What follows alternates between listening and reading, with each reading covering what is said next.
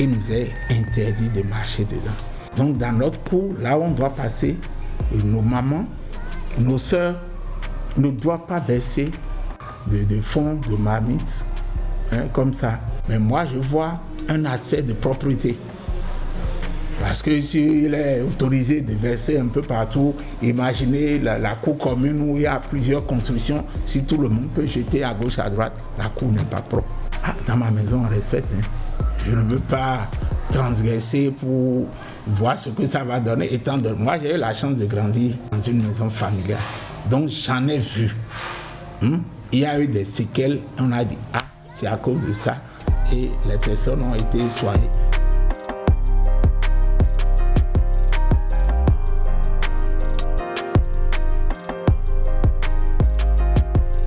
Quand tu le fais, il y a des boutons qui apparaissent sous forme de gale ou teigne.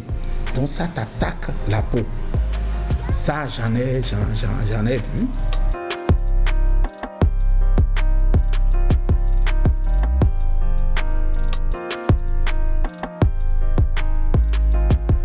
Mais je sais que l'hysope intervient décemment. C'est ça qu'on dit, décemment ou bien roulement. Ça intervient pour enlever des mauvais sorts et autres. Ça intervient beaucoup. Donc, chez moi, c'est respecté. Lorsque même mes enfants oublient aujourd'hui, je leur rappelle, non, attention, évitez de faire ça.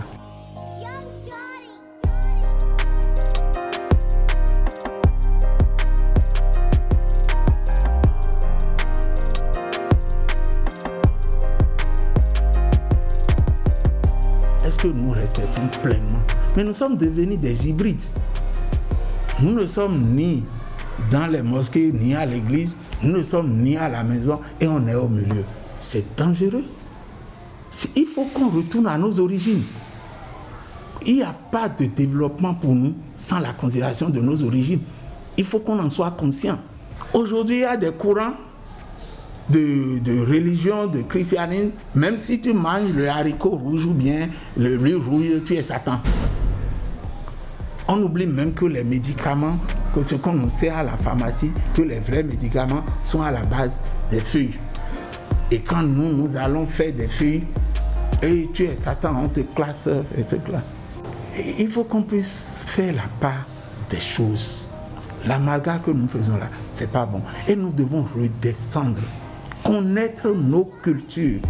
Et voilà, nous étions à Milieu-Goum, nous avons eu les explications par rapport à cette interdiction de marcher sur les restes de repas en Milieu-Goum. Oui. Et vous avez entendu, vous marchez sur les restes de repas en Milieu-Goum et puis vous avez des boutons sur le corps. D'ailleurs, ce n'est même pas bien de s'amuser avec le repas. Ouais. Alors, un reste de repas, on peut en prendre soin et puis le réchauffer, on va bien manger. Alors, maintenant, si c'est des miettes qui tombent par terre et puis bon, voilà, c'est tombé par mégal, il faut balayer, nettoyer la maison et ne pas marcher dessus. C'est aussi une question d'hygiène. Voilà, chaque ethnie, chaque groupe, chaque peuplade avec ses pratiques, ses us et ses coutumes, justement. Et donc, je ne sais pas, un Nadia peut marcher sur un reste de repas, ça ne va rien lui faire. Mais si c'est un Goum, il va avoir des soucis parce que dans son milieu, dans son ethnie, cela ne se pratique pas. Voilà. Il faut donc respecter les coutumes. Oui, il faut respecter les coutumes. Nous disons merci à Fulgencia qui nous a permis d'avoir justement ces us et coutumes, cette rubrique que certains affectionnent particulièrement. C'est l'occasion de dire merci aussi à Christian Dior, notre confrère du Cameroun, et Messanvi à Sogbagay, je crois, j'ai écorché son nom tout à l'heure. Les messages qu'ils ont envoyés, ils disent, hier par exemple, j'ai pu apprendre qu'il est très courant dans votre travail de voir les femmes enceintes être exclues de la consommation de bananes plantains, de peur de voir la fontanelle apparaître chez l'enfant.